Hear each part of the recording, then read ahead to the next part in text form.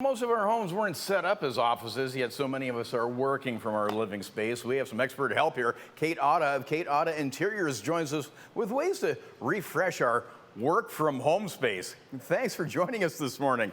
Where the heck do we start? Um, Thanks for having me, Bob, Dan. It's wonderful to be here. So, basically, with the space, it all depends what you have in your space. For some people, for the past 18 months, we've been working from home. So, for some, it's at full time, some once a week, and the others, twice, whatever. But it's really important for us to get the right space for us.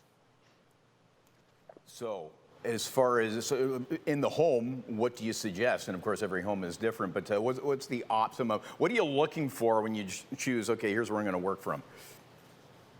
Um, Most importantly is to make sure that you are able to get the setting right with the big piece. The desk and the chairs, those are the really most important element to your office space.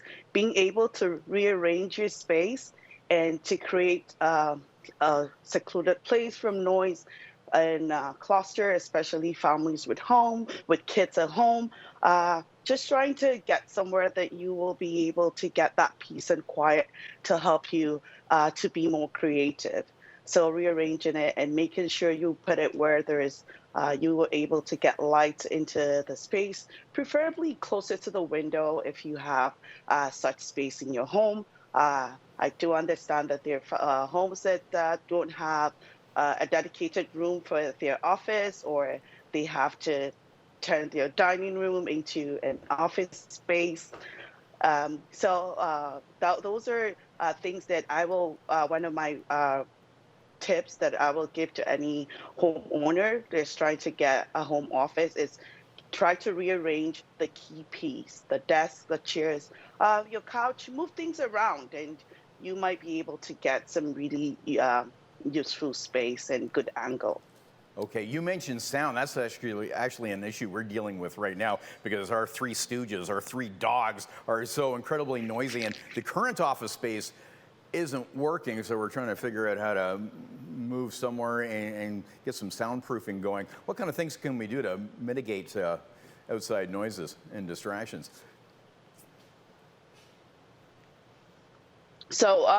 One of the key is just try to get somewhere that there's less traffic in the home.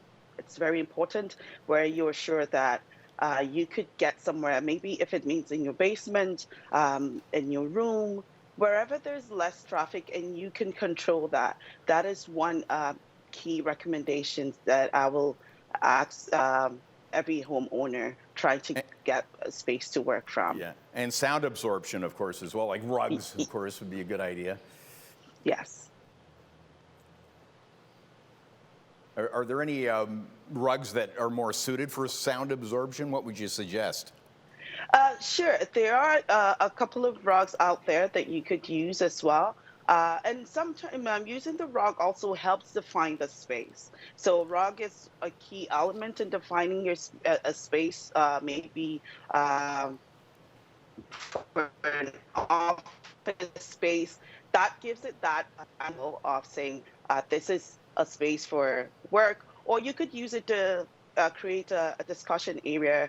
Maybe you have family. It's a place that you people come around and you have a few chat just to give it that homely feel, that nice feel. So having a rug in the area helps it as well. So accessorizing with little things as well helps to absorb noise as well.